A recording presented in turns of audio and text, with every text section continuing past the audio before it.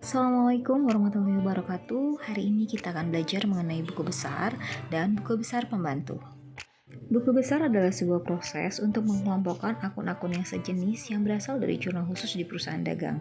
Sedangkan buku besar pembantu digunakan untuk merinci akun-akun yang ada di buku besar. Buku besar pembantu yang akan kita pelajari ada dua macam, yaitu buku besar pembantu utang dan buku besar pembantu piutang. Buku besar pembantu utang digunakan untuk merinci nama-nama kreditur kita, dan buku besar pembantu piutang digunakan untuk merinci mutasi dari piutang kita di pelanggan. Berikut ini adalah contoh dari sebuah perusahaan dagang.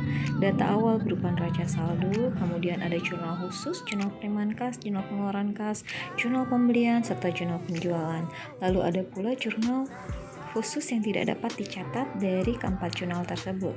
Besar kas digunakan untuk mencatat transaksi dari jurnal penerimaan kas dan jurnal pengeluaran kas. Karena saldo kas di jurnal penerimaan kas terletak di debit, maka buku besarnya dicatat di debit. Begitu pula dengan saldo kas di jurnal pengeluaran kas. Di jurnal pengeluaran kas berada di sisi kredit, jadi kita akan mencatat di sisi kredit. Besar piutang digunakan untuk mencatat akun piutang yang terdapat di jurnal penjualan, jurnal penerimaan kas, serta jurnal umum yang mencatat transaksi retur penjualan. Buku besar utang dagang berasal dari transaksi jurnal pembelian, di mana utang dagang bertambah dicatat di sisi sebelah kredit. Kemudian dari jurnal pengeluaran kas, utang dagang berkurang ada di sisi debit. Dan ada pula dari jurnal umum dalam pencatatan transaksi rektur pembelian, di mana utang dagang ada di sisi debit. Buku besar pembelian berasal dari transaksi jurnal pembelian, di mana akun pembelian tersebut ada di sisi debit. Selain itu, dapat pula diambil dari jurnal pengeluaran kas jika terjadi pembelian secara tunai yang ada di sisi debit. Akun rektur penjualan berasal dari jurnal umum dari transaksi penjualan barang yang dikembalikan oleh customer. Begitu pula dengan retur pembelian yang ada dari jurnal umum dari transaksi pembelian barang kepada supplier. Buku besar akun potongan penjualan dicatat dari transaksi jurnal penerimaan kas ketika terjadi transaksi pelunasan piutang yang disertai dengan adanya diskon penjualan. Untuk akun potongan pembelian dicatat dari jurnal pengeluaran kas ketika terjadi pembayaran utang yang disertai adanya diskon. Pencatatan akun yang terdapat di neraca saldo namun belum terdapat di jurnal, maka pembuatan buku besar hanya mencantumkan saldo awal dari neraca saldo saja, seperti pada akun-akun berikut ini. Buku besar pembantu piutang digunakan untuk merinci mutasi dari masing-masing customer. Contoh di sini adalah dari toko Rian. Rian memiliki saldo awal sebesar 2.100.000. Lalu kemudian ada kegiatan penjualan barang secara kredit, di mana akun piutang bertambah dicatat di jurnal penjualan.